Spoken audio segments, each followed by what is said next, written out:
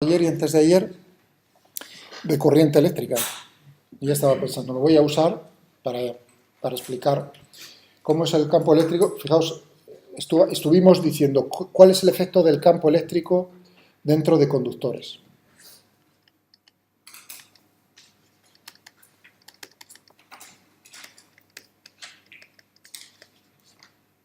¿Cuál es el efecto? ¿No? Dentro de conductores, ¿cuál es el efecto? Eso es lo que estuvimos estudiando, el efecto de ese campo, del campo, sobre, ¿qué carga? Sobre los portadores libres de carga, sobre las cargas libres. En un metal, en un conductor, pues son electrones, los electrones libres. No los ligados. Y llegábamos a una cosa muy bonita, que era llegar a un resultado que se conoce como ley de Ohm.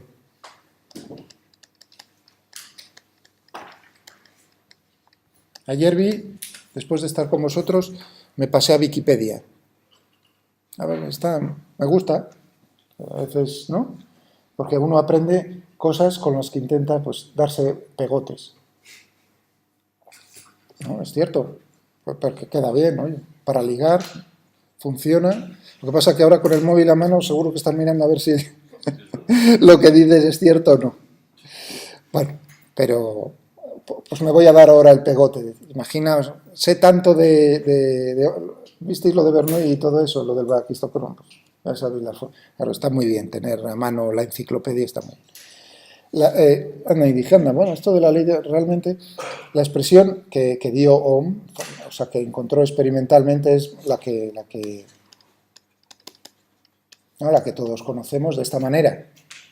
O sea, más así de general, con sus experimentos y esas cosas. Entonces, pero tal como os la explico yo, que es más fundamental, que es la relación, la ley de Ohm,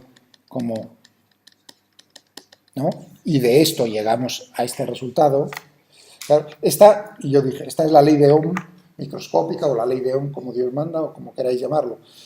Y yo en ese momento me pregunté, por eso fui a Wikipedia, digo, anda, voy a ver, o sea, realmente si esto es... Y no, esta es posterior, temporalmente, en el siglo XIX. O sea, esto es anterior, por Ohm, esta expresión, por Ohm, experimental, llegó a esa relación, y esta anda a la mar. Por Kirchhoff.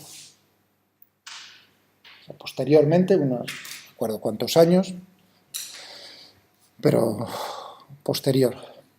En el siglo XIX, pues Kirchhoff llegó a esta relación que es más fundamental, a pesar de que, bueno, como yo lo explico diciendo, esta es la ley de Ohm de verdad. ¿Vale? Y en los libros lo veis así también. Esto estoy diciéndolo porque ahora estaba continuando por aquí, decir, ¿cuál es el efecto del campo sobre las cargas libres? Y ahora voy a añadirle una condición más. Me voy a preguntar cómo es el efecto, cómo es el campo dentro de los conductores cuando las cargas libres están en equilibrio, no se mueven.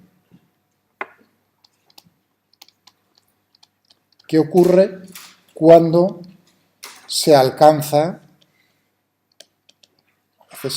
lo que se conoce como el equilibrio electrostático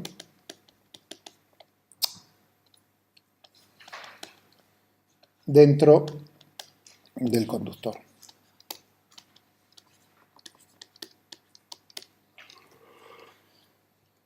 O sea, sería ver, por así decirlo, cómo separar no el efecto de lo que ocurre en dieléctricos, lo que ocurre en conductores.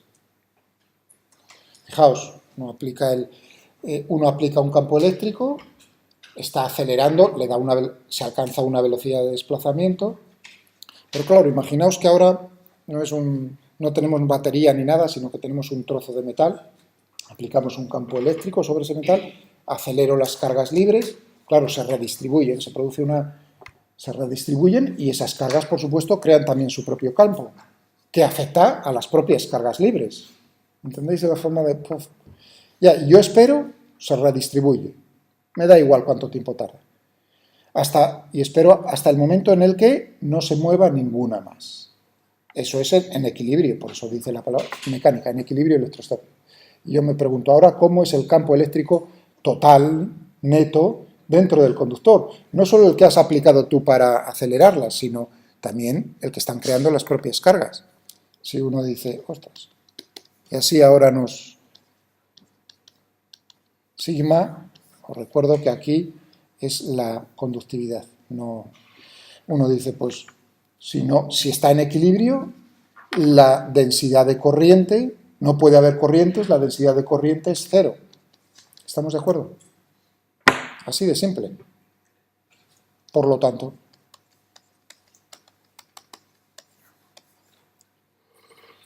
dentro del conductor.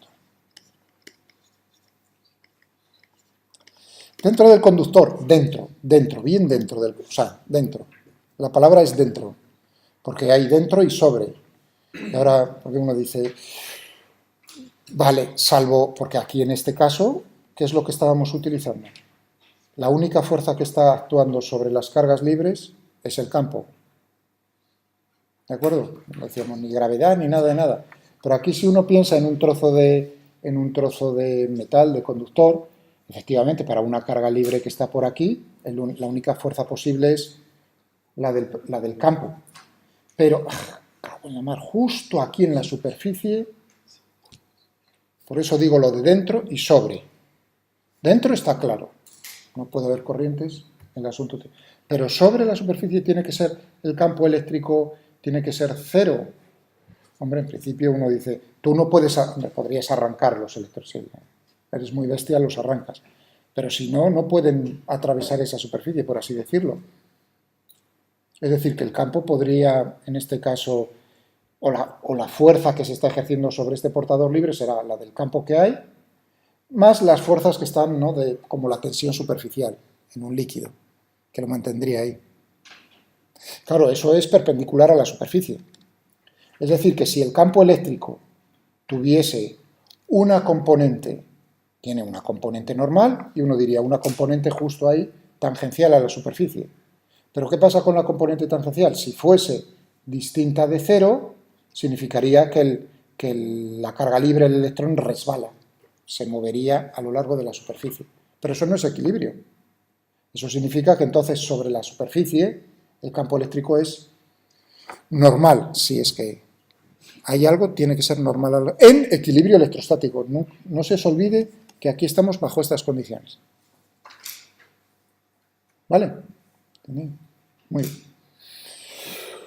Pues ahora esto es lo que ocurre. Cuidado entonces. Hablamos en circuitos de corrientes, en ese caso no hay equilibrio electrostático, no hay ningún problema.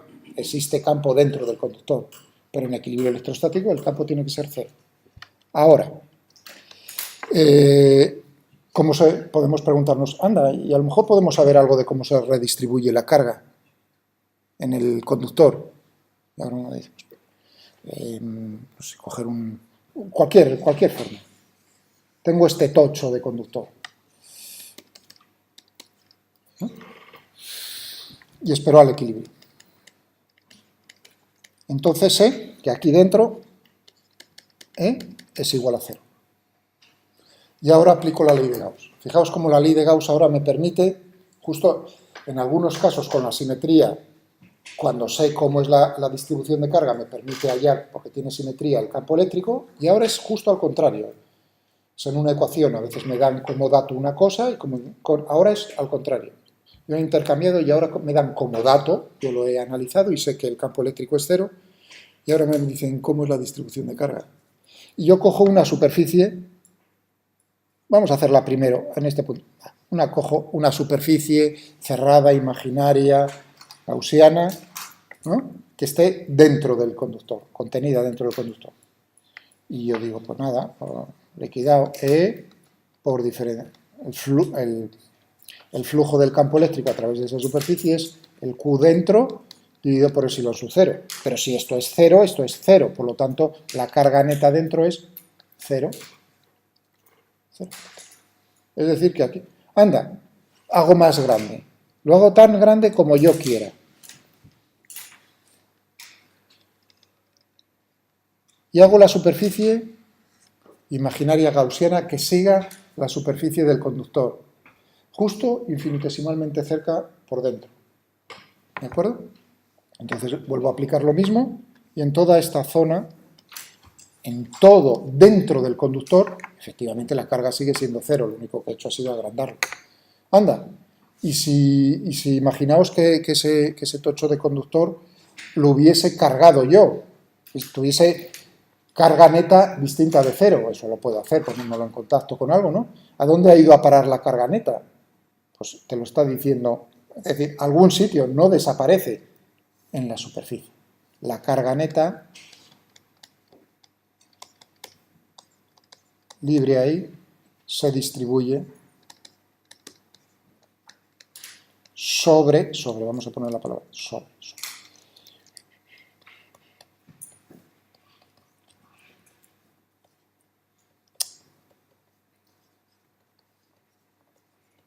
Es decir, que si fuese positiva, ¿no? Imaginaos, pues tendría aquí... Cuidado, ¿eh? No he dicho ahí en ningún momento. ¿Veis ahí la palabra uniforme?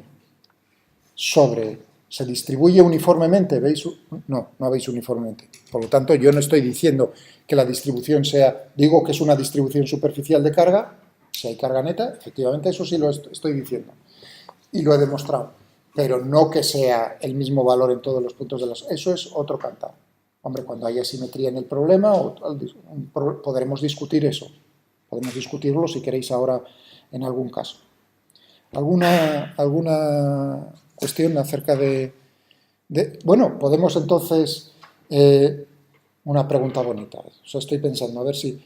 ¿Cómo es el campo eléctrico? Eso es una patata, es irregular. ¿Vale? ¿Cómo es el campo eléctrico en puntos por dentro infinitesimalmente cerca? Cero. Acabo de... ¿Y cómo es el punto? ¿Cómo es el campo eléctrico en puntos infinitesimalmente cerca por fuera? Si a mí me están diciendo, se distribuye sobre... O sea, me están hablando ahora de una densidad superficial, ahora sigma no es la conductividad. Una densidad superficial de carga que dependerá del punto, pero imaginaos que yo la conozca, pues está chupado. El campo eléctrico en puntos fuera, infinitesimalmente cerca,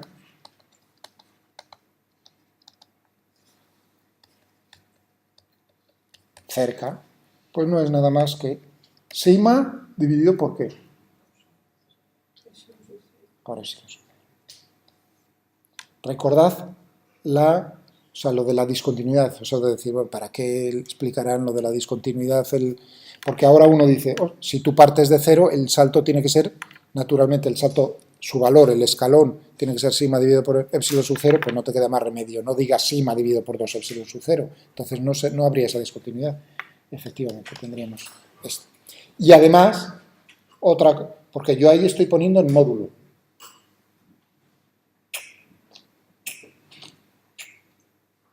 He puesto el módulo, pero es un vector el campo eléctrico, ¿eh? Todavía sé más.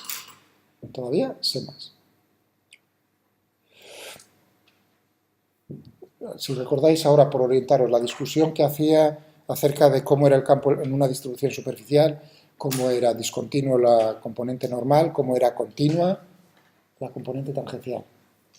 ¿Lo recordáis? Ese momento en la explicación el lunes lo hice, o cuando lo hice, el jueves, no me acuerdo muy bien. Bueno, pues ahora viene el momento de decir, anda, muy bien, ya esto en la componente normal, yo sé que es sigma dividido por epsilon sub 0, lo que tengo fuera, pero a lo mejor tangencial tienes algo, si es continuo y dentro es 0, pues fuera es 0. Es decir, el campo eléctrico es perpendicular a la superficie, es normal a la superficie. Cuidado, en puntos infinitesimalmente cerca, porque es discontinuo, ya ves, ¿no? O sea que infinitesimalmente cerca de la superficie yo sé que el campo eléctrico, suponiendo que fuese positivo, tendríamos que la dirección de ese vector, cuyo módulo es esto, viene dado por eso. Y ahí es donde hay que tener cuidado, porque si uno le dicen, hombre, se ha redistribuido, pero sigma no es uniforme, cosa que puede pasar, uno tiende al error facilongo Es decir, al no ser uniforme, habrá una componente a lo mejor tangencial distinta de cero del campo eléctrico. ¿Entendéis lo que os quiero decir? Es tangencial, esto sería normal. Vale, piénsalo, pero entonces, por dentro, al ser continuo, también tienes que tener la misma componente. Eso significaría que estarías acelerando las cargas, no estaría en equilibrio electrostático, liquidado el asunto. Este es un caso particular de aplicación de lo que había hecho el otro día.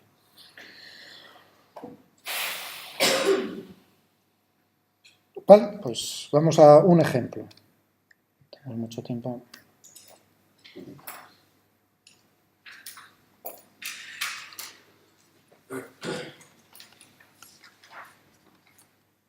Ejemplos. Hay una cosa sí estaba pensando, quería llamaros la atención sobre...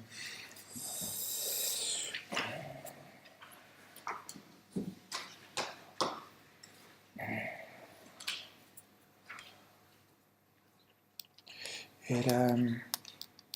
¿Dónde lo tenía aquí?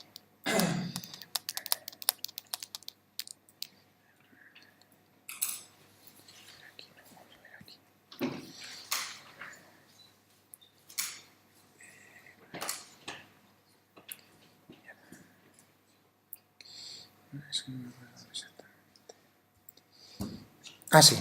Mira aquí. Cogéis, o sea, la explicación que he hecho yo ahora sobre los conductores, la tenéis muy bien resumida aquí en este problema del PDF del MIT, en el problema 11. Entonces, este problema demuestra cómo uno puede usar la ley de Gauss para sacar importantes conclusiones acerca del campo eléctrico asociado con conductores cargados. Los siguientes puntos te ayudarán a contestar o le ayudarán a contestar a las siguientes cuestiones, que nos plantean en el problema. Entonces, lo primero, estos son los puntos, ¿no? O sea, como resumen, en general la carga reside en la on, no in, on. ¿Vale? O sea, ahí fijaos lo del inglés. O sea, lo de... que mal lo aprendíamos en inglés. In the table, on the table. Ahí es... Fijaos, tuve que terminar así como comentario curioso, sí. ¿Cuándo terminé yo de una puñetera vez de entender, o sea, mentalmente asociar bien, correctamente en las frases en inglés, el on, el in, el la madre, el off, todas esas cosas, después del alemán? Con el auf. Auf dem Tisch. No in, no dentro. O sea, si le decís, ahí uno entiende por qué te miran con unos ojos como plato, diciendo, este tío que me quiere decir, claro, dentro de algo, dentro de... Ese es el punto de vista. Para nosotros esa es la puñeta de decir en. Claro, no, desde pequeños no hacemos esa distinción de sobre y dentro. Ellos lo tienen de nacimiento, ventaja que tienen, o sea que en eso los dos idiomas son equivalentes. Como se me daba mejor el alemán, pues ahí me ayudó a entender lo del inglés. Aunque luego hay frases, claro, hay uno la mentalidad, ¿no? En Internet uno dice, utiliza, ¿no? En YouTube, como uno dice en inglés, en YouTube, por ejemplo, ¿no? He puesto un vídeo, en YouTube. Lo digo en español, y ahora dice, ostras, ¿y en inglés? On. Anda, ¿y por qué no dicen in? Pues tendría lógica, dentro de algo, ¿no? Bueno, pues porque su lógica en ese caso es, ahí entiendes los raros que son los del norte. Anda, pues mira, ellos piensan que es sobre. Claro que están pensando sobre una mesa. ¿No? Así son de raros los tíos, porque la misma lógica tendríamos. También en alemán es auf. Claro, ahí es los dos. Aunque tienen su pequeña dificultad si estudiáis alemán, cuando es auf y cuando es an. Porque tienen auf, an y tienen in. La madre que los parió es yap. O sea que todavía son más rebuscados. Termino de comentar aquí. Veis aquí ¿no? En la superficie el campo eléctrico es cero. Dentro, inside. O sea, ahí utilizan inside, no in. Podían utilizar in, ¿no? Pero bueno, lo dicen bien claro.